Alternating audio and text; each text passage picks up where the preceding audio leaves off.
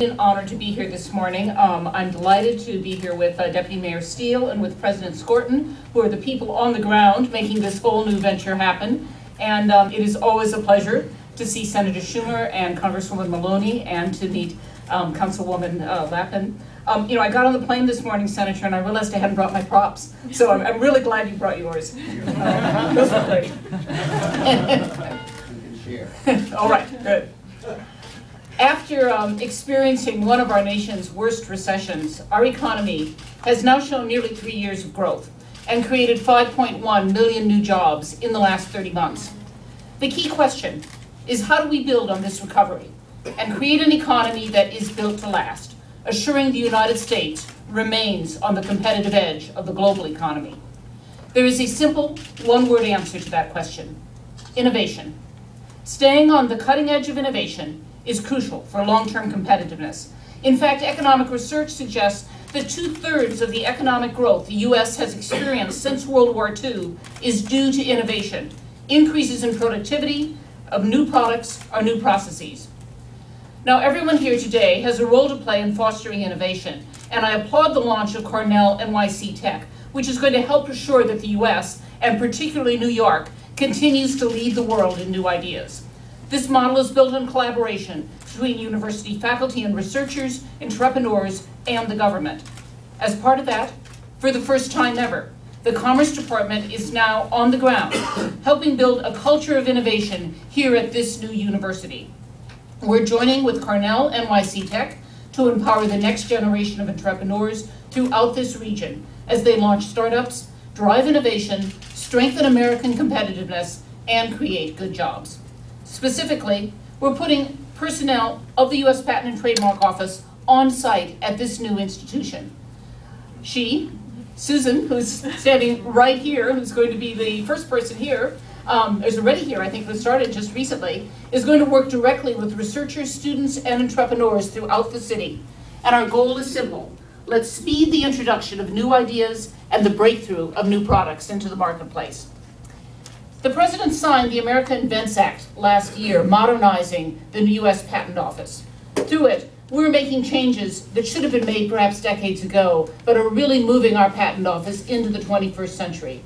For instance, we just opened our first ever satellite office in Detroit, and we have plans to open 3 more in Denver, Dallas, and in Silicon Valley.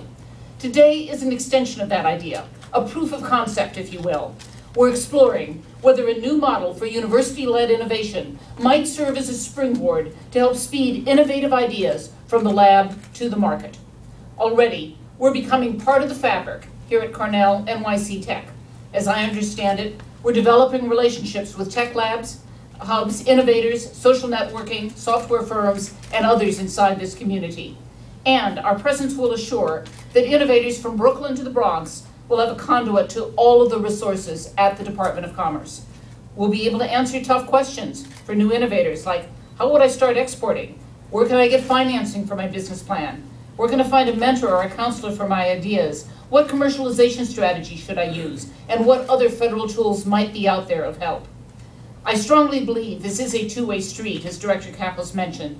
The Commerce Department is going to learn from this community about the best ways to provide tools to researchers and entrepreneurs, not just here, but across the country in other university settings as well.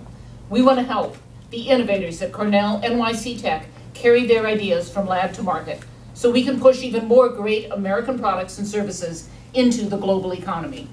I'll close by giving you one example of why this is so important. Let's look at the importance of intellectual property protection. A recent Commerce Department report showed that industries that rely intensively on intellectual property protection support at least 40 million jobs in this country. And those jobs pay 42% higher on average than other jobs.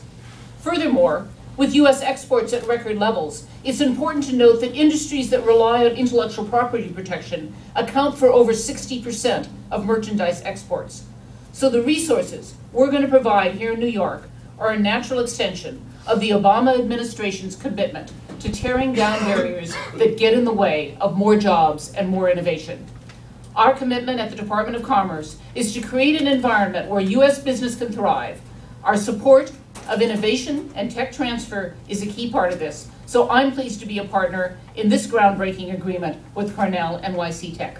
Congratulations to Cornell University and to Technion on winning this competition last year and moving forward with a new 21st century model of graduate scientific education. We are thrilled to be playing the part in the future of what's going to happen at Roosevelt Island. Thank you very much.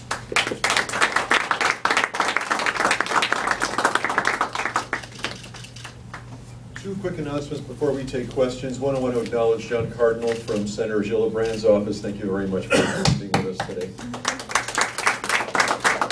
And also, as president of Cornell, I should have been the one with the prop and the story. So let the reporters please understand that we're going to rewrite history.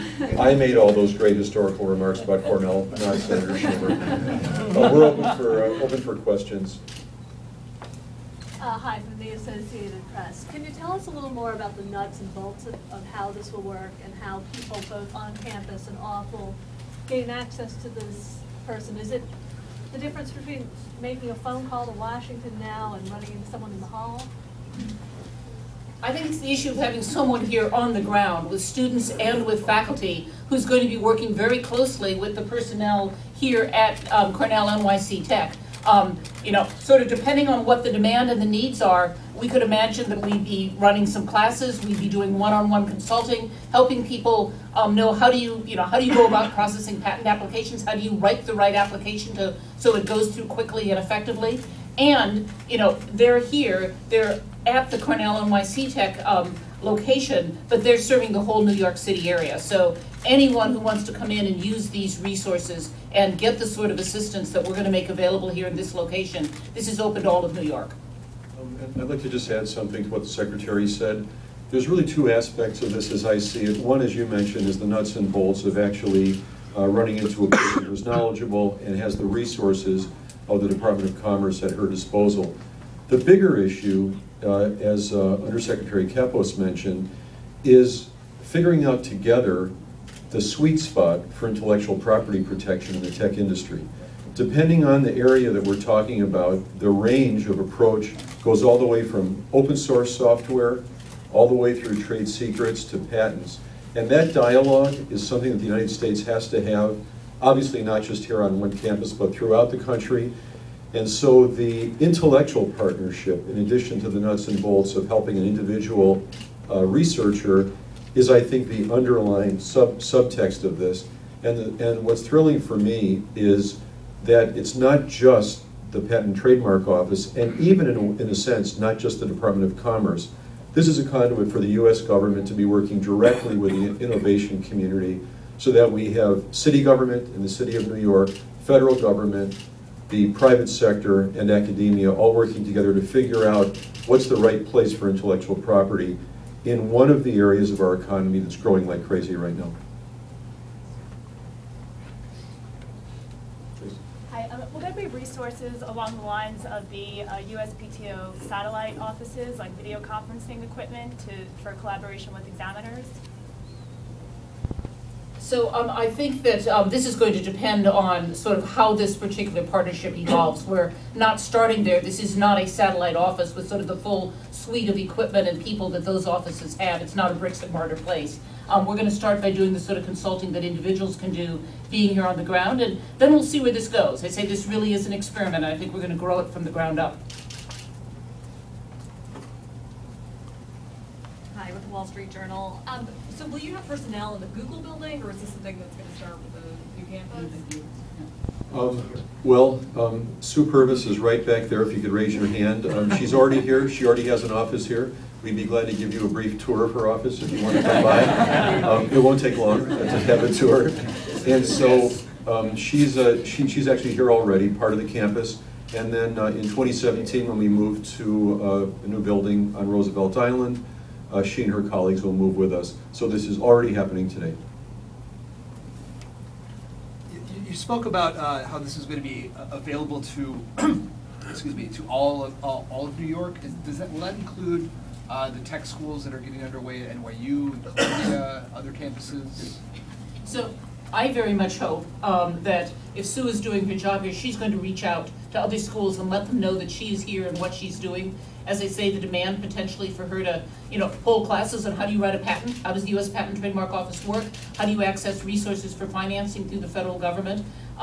Those are not things that are going to be needed just by the students and faculty here at Cornell NYC Tech. And my hope is that other people will find her and she will do outreach so that this really becomes a resource for not just this institution, but for all the institutions in the city.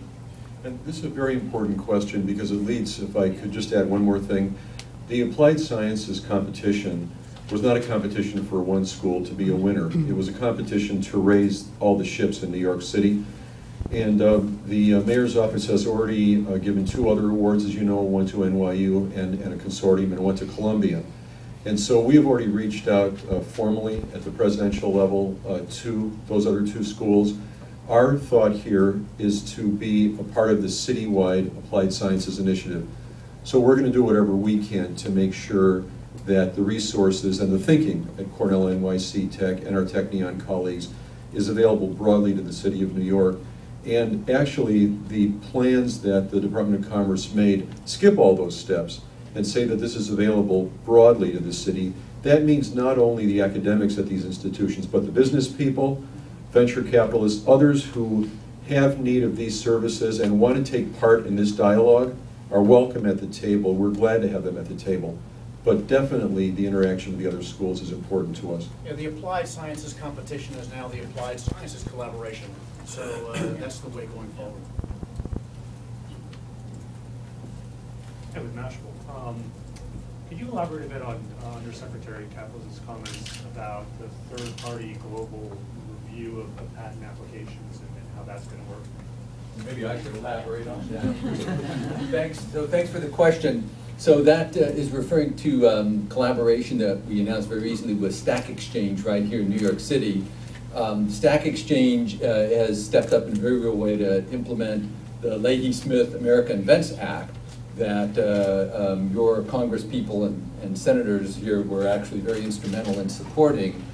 And what they're offering is a service called Ask Patents that's built on their tremendous infrastructure to enable people all over the world to engage in expert dialogue. You can get on Stack Exchange right now on Ask Patents. You can ask questions about published pending patent applications enabled for the first time under the America Invents Act. Trade questions, comment on published pending patent applications, eventually putting together prior art documents and commentary. We worked with Stack Exchange to enable an online IT and free system to transmit them directly electronically to the USPTO, where our examiners then will evaluate them as part of working on associated patent applications. So this system is up and working, and we're getting comments coming through and discussions going on Stack Exchange in real time. And can you just say what that's led to? That led to a reduction in the number of patents granted? I mean, what's the problem with it? Well, so of course, very early in the day, this thing just started a couple of weeks ago. What I expect it will lead to is higher quality patents, especially in the software area, because we're making available more and more precise prior art documents to our examiners. So there will be cases where patent applications are rejected by our examiners based on prior art supplied through Ask Patents on Stack Exchange. There will be other cases where patent applications are refined and improved because of the dialogue that goes on there. And there will be other cases where patent applications are strengthened because of the dialogue that goes on there. I expect a whole range of activity.